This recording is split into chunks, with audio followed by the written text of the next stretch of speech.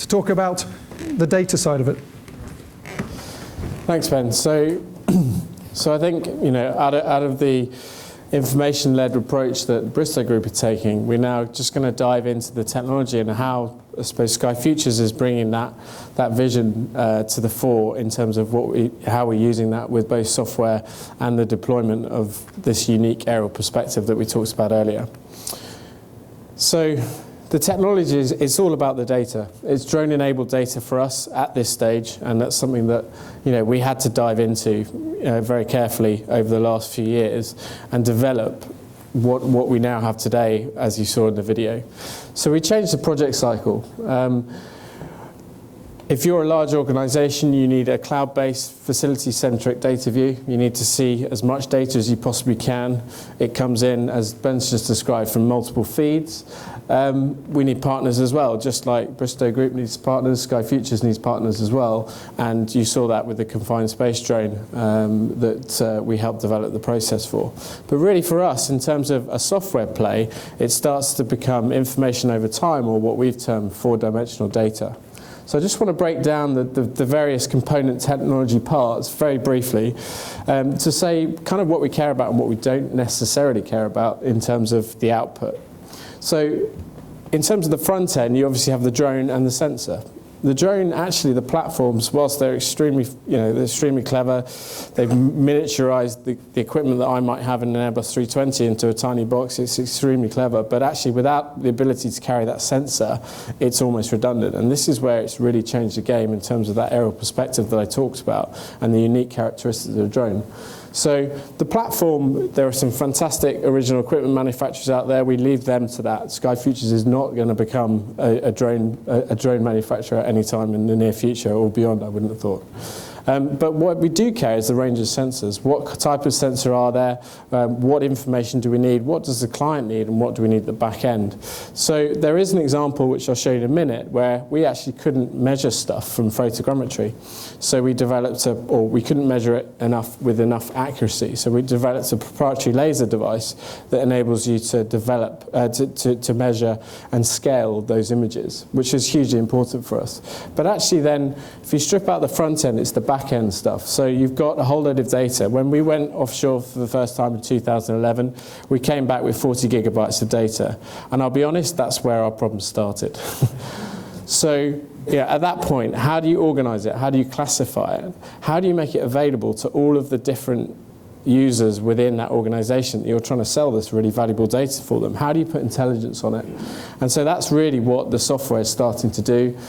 So we enabled this cloud-based facility through our inspection portal and now into Flight Deck, which is a fleet and flight management piece of software. And we essentially publish it. It's available in the cloud on multiple devices, et cetera, et cetera.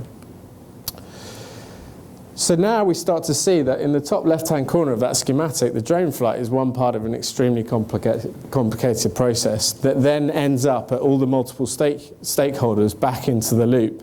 And again, how we're trying to derive the safer, faster, more efficient process of doing things. So that really has become the process with which we follow to try and build up our software models. And really, to try and put that in a graphical context, where are our clients getting the value? The value is, it used to be a huge amount of data gathering, then followed by a large amount of data sorting. Those poor engineers burning their eyes out in front of a computer screen, into data analytics, and then finally you got to the action point, which is, if you're Shell or BP or a large wind turbine operator, that's the point that you need. That's the point at which we get paid, and that's the point with which they need to get to. So we need to build it into data analysis and action, and do that as much as we can, because that's the unique characteristic of the drone. So this is just a quick schematic of Expanse Inspection. So within 2 clicks, you're able now to see a global map of your facilities. You're then able to zoom in to a particular infrastructure. This is a flare tower inspection. You can move around the infrastructure, and you can start to see where the baubles are, where the problems have been on that particular inspection.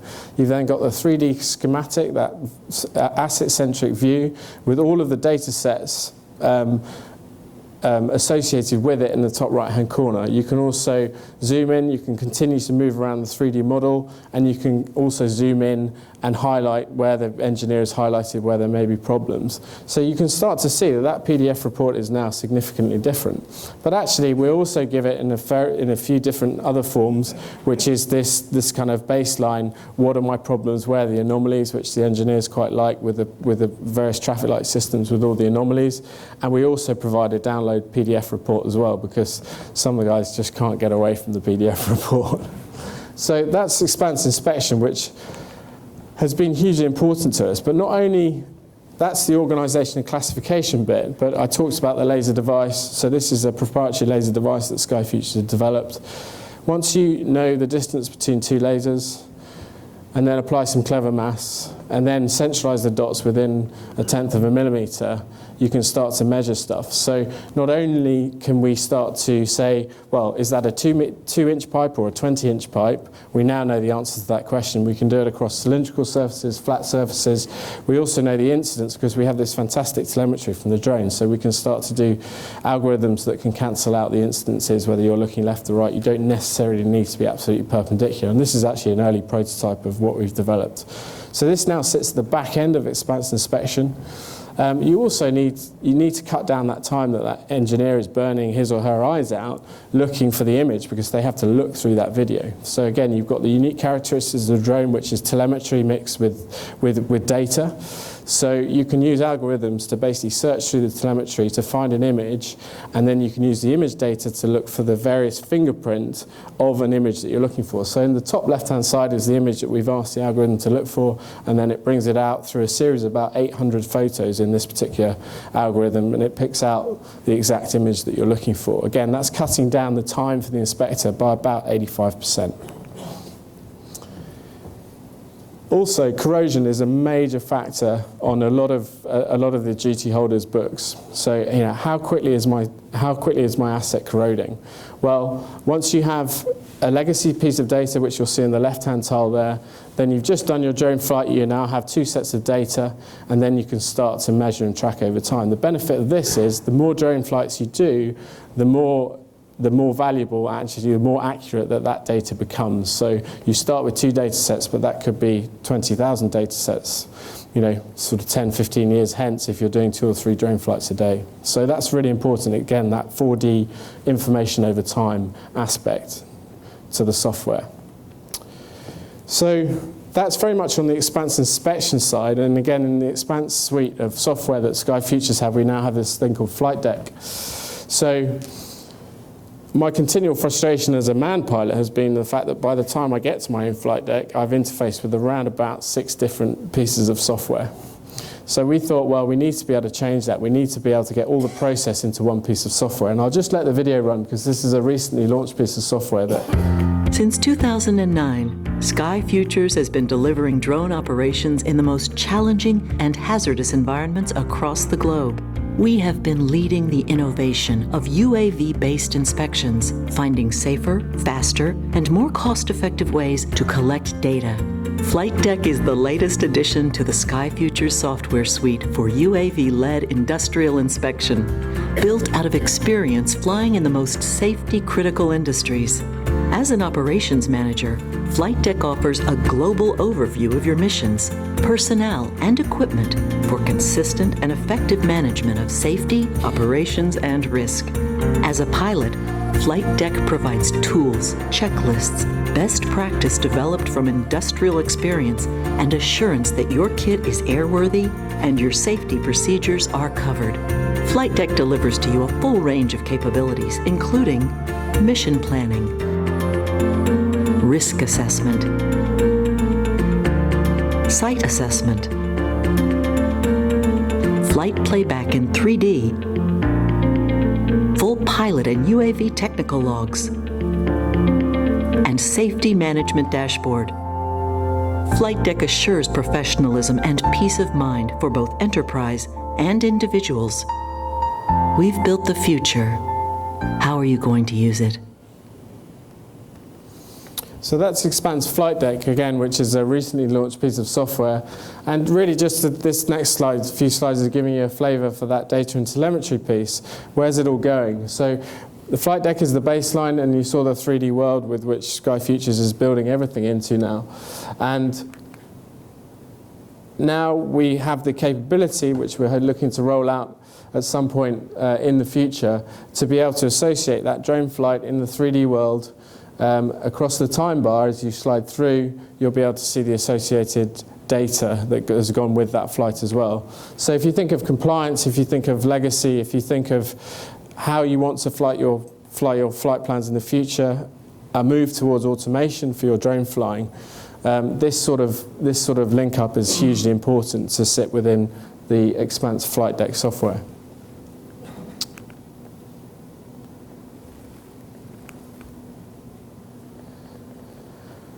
So just as the last piece, we're going to talk a little bit more in the future, but actually some of the things that Sky-Futures and Bristow have been doing is to the interoperability piece, which both Ben and Jonathan and James alluded to.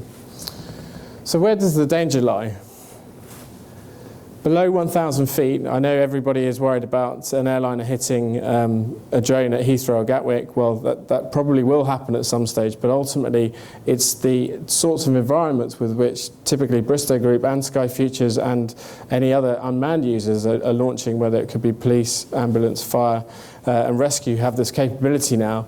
If they're going to launch all this stuff into an environment where actually there's a lot of manned aircraft operating as well, the interoperability piece starts to become really important. So there's various work underway between the two businesses to basically maximise our understanding of this environment and actually work out what it's going to look like in the future. It's quite conceptual at this stage, but it's something that we're working on very carefully. But ultimately, that lower 1,000 foot in either controlled or uncontrolled airspace is the bit that we're really, really interested in.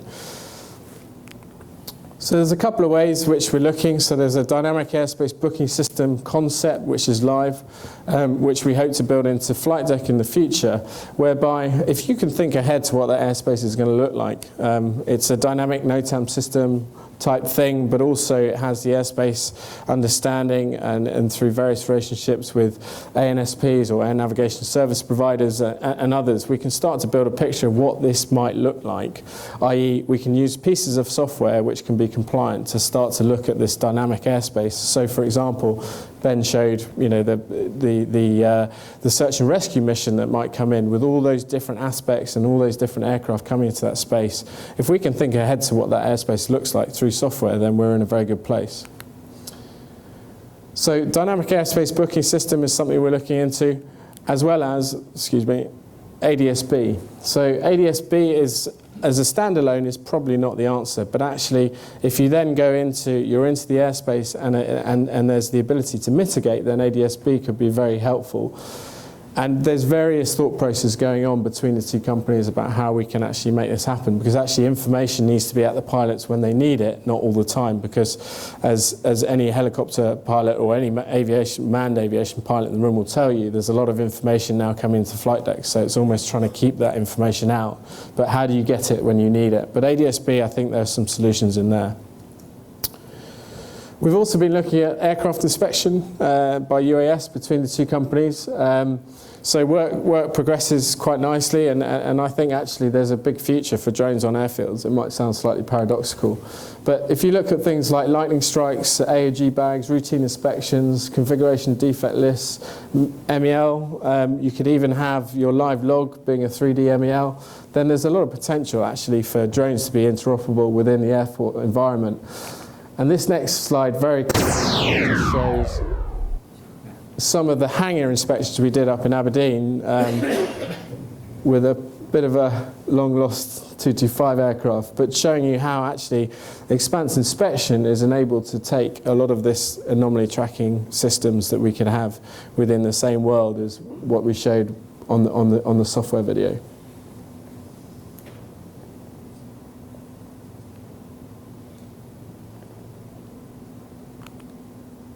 And this next one's a schematic. A lot of the ADS-B work we've done is with a company called UAvionics, and they very much have this same vision, or share the same vision as which we do. So just in this schematic, you can see at the bottom left, there's some very low-powered, very non-obstructive systems that you can put around the airfield to start to track some of the movement.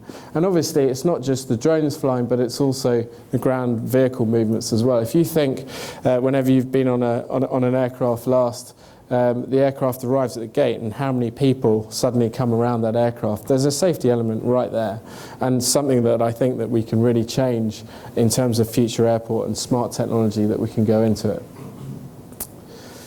So finally, just to finish off the presentation before we take questions, we're just going to look at some of the interoperability trials that I was hoping to do in the UK, but for one reason or another, we couldn't get the approvals that we were after. So we ended up doing it in the USA, but it's been particularly exciting because actually it just shows how Bristow and Sky-Futures are bringing this to light. So you've got an S-92 aircraft, you have a UAS, that Sky-Futures, the team out in America, provided, and the UAvionics ADS-B. So we wanted to just do a proof of concept to show that you could make helicopters and drones interoperable. So very simply, our objectives were to maintain simultaneous operations between the S-92 and the Aztec Falcon 8, which is the drone we used. So we established a set of safety rules before we even started, lateral and vertical boundaries for the UAS. And we were using the UAvionics Ping 2020 system, which works across the 978 megahertz, or the UAT spectrum out in the States. And that was the team that did it. Just a very short space on the integration. It's obviously ADS-B in, but also ADS-B out as well. And you can see how this is miniaturized. Which is, it's really fantastic technology that UAvionics have been promoting over the last few years. So the operation was done at Bristow Galeano, which is a private airfield out in Texas. It was obviously fully regulated by the FAA and the regulator. A little bit of information about the weather.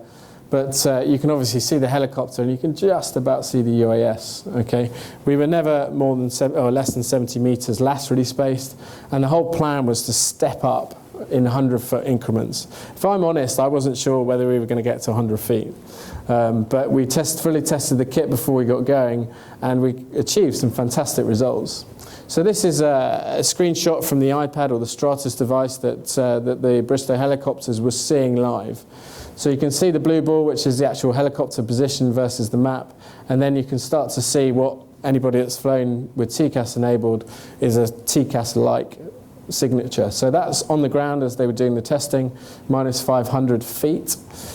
And then we stepped it up, as we promised, by 100 foot each time. So the helicopter, minus 400 feet, and you can even see the registration because there's a registration process of the drone in the States as well, so it's nice that that came up.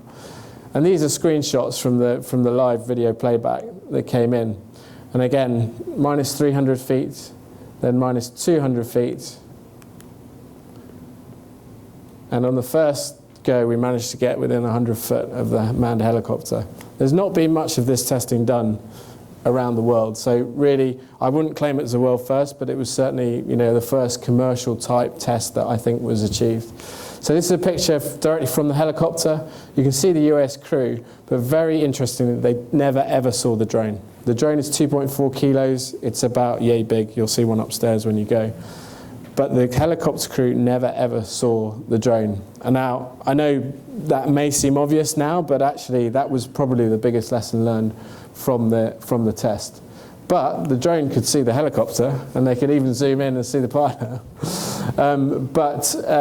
We were very careful to plan this safely. There were no fly zones directly in front and on top of obviously the S-92. The Ping 2020 works absolutely as advertised on mobile iPad type technology, okay? And it provided crucial situational awareness to that helicopter crew. And a captain of 45 years in aviation felt very comfortable with the information he was receiving. So that was